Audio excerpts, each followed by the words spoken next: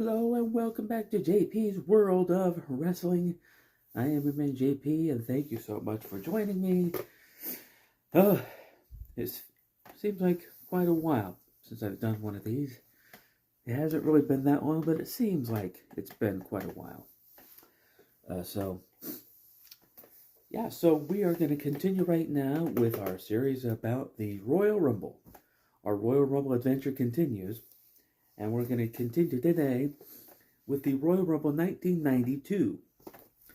And once again, this actually comes from the Royal Rumble Anthology, Volume 1. Now, this will be the final installment for Volume 1. But like I've said before, this is my Volume 1.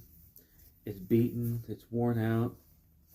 You know, there are pieces of it in here that are kind of falling away. You can see it's kind of cracked there. It's because I've watched this many times, and it shows. If you look at this thing up close, you can see that it's been viewed many times over. But 1992 is considered to be one of the greatest, if not the greatest, Royal Rumble of all time, and I can certainly see why some people might think that's the case.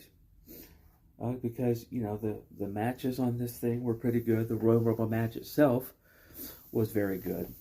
And it was actually just a fun time to be a fan of the WWF, you know, because for the first time ever, the two absolute biggest names in wrestling, Hulk Hogan and Ric Flair, were in the same promotion, the same company at the same time.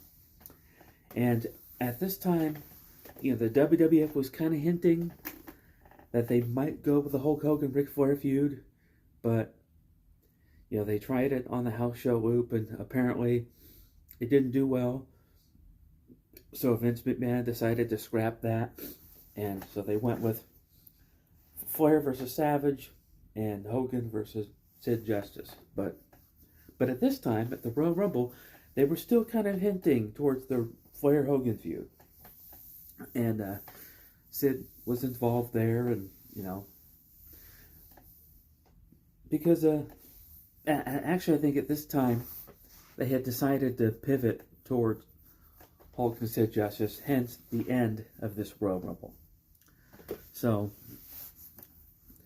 I think they, you know, this is when they kind of decided that, you know, because the fans around the world, a lot of the WWE fans don't really know Ric Flair. I mean, I did, because I liked both WCW and WWF, but I guess a lot of WWE fans just didn't really know who Ric Flair was, so I don't know. But prior to 1992 and 1991, towards the end,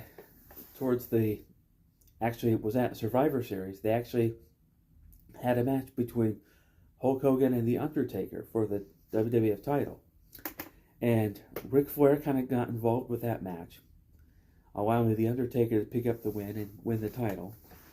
But his title reign was short-lived, because a few days later at the Tuesday in Texas pay-per-view, Undertaker would lose the belt to Hogan again, but this time WWF President Jack Tunney was at ringside, and he saw Hogan might cheat, so he stripped Hogan of the title and put it up in the Royal Rumble, which brings us to where we are right now, the Royal Rumble 1992. So let's take a look at this card. So we had the Orient Express versus the New Foundation. And I always thought that the New Foundation was kind of underrated as a team. I always enjoyed the New Foundation, which of course was Owen Hart and Jim the Anvil Neidhart. And Jim Neidhart was always much better as a tag team wrestler than a singles wrestler, but, you know, I always enjoyed him. But that was a pretty good match, which, you know, New Foundation was victorious. So then, we had an Intercontinental Championship match.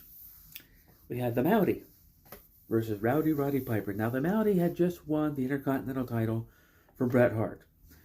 There was an independent show. Actually, it wasn't an independent show. It was a house show, which is a non-televised show, and it was in some unknown town or small market town, but Bret Hart was sick that night, and the Mountie actually ended up winning the Intercontinental title. But after the match, he started to attack Bret with his stupid fake cattle prod thing, and so Piper came in and chased him out, but then the Mountie attacked Piper, hence setting up this Intercontinental Championship match.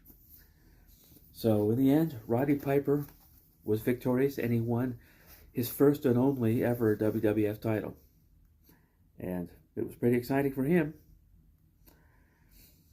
Yeah, then we had the Beverly Brothers versus the Bushwhackers.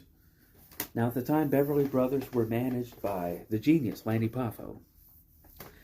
And the Bushwhackers, they didn't really have a manager, but they had this nerdy guy named Jameson at ringside with them. And he would say like stupid nerdy things, and he had these glasses that were kind of broken in the middle, and you could see the tape. And he was the stereotypical like Hollywood like nerd. So, but anyway, Beverly Brothers, I think, ended up winning that match. But in the end, Bushwhackers got the last laugh because Jameson kicked the genius in the shin. Ouch. So then we had a tag team title match. We had the Legion of Doom versus the Natural Disasters, in which the Natural Disasters were, of course, managed by Jimmy Hart, and the Natural Disasters actually ended up winning the match by countout. Now, because they won the match by countout, they thought, well, we should be the champions. So they went back to the locker room thinking, oh, well, we should be the champions because we won. Even though Sean Moon had reminded them, no, you can only win a title on a countout or submission. So, but anyway, yeah, so, and that was last match before the Royal Rumble match itself, which, of course, was for the WWF title, and it was a good Royal Rumble match. It really was. Ric Flair came in at number 3, and he lasted the entire length of the Rumble, all the way till the last 3 was him, Sid, and Hulk Hogan. Now, Hulk Hogan was over by the ropes trying to eliminate Ric Flair, but Sid Justice came up behind him, threw Hogan out. But then Hogan gets upset, like, we're supposed to be brothers, we're supposed to be tight and friends. And then Sid Justice says something that was true. He said, it's every man for himself, big boy. And he's right, it was every man for himself. And he had every right to eliminate Hulk Hogan because the title was on the line and everybody wants to win the title. So anyway, Hulk Hogan reaches up, pulls Sid's arm down, tries to pull him out. Ric Flair comes in from behind, throws Sid out, wins the Rumble, wins the title, thus starting the feud between Hulk Hogan and Sid Justice. And they would face each other at WrestleMania 8. And overall, a lot of people think that this was the greatest Royal Rumble of all time, and it's really hard for me to argue with that, because it was very good. But anyway, that is the final volume, or final installment of Volume 1 of the Royal Rumble Anthology on DVD. I love this anthology set. I love physical media like this. And someday if I can get it on Blu-ray, that would be awesome. But until then, I'll make do with the DVDs. And that is going to do it for this video. What did you think of Royal Rumble 92? Was it the best of all time? Leave in the comments below. And don't forget to like, don't forget to subscribe. And I will see you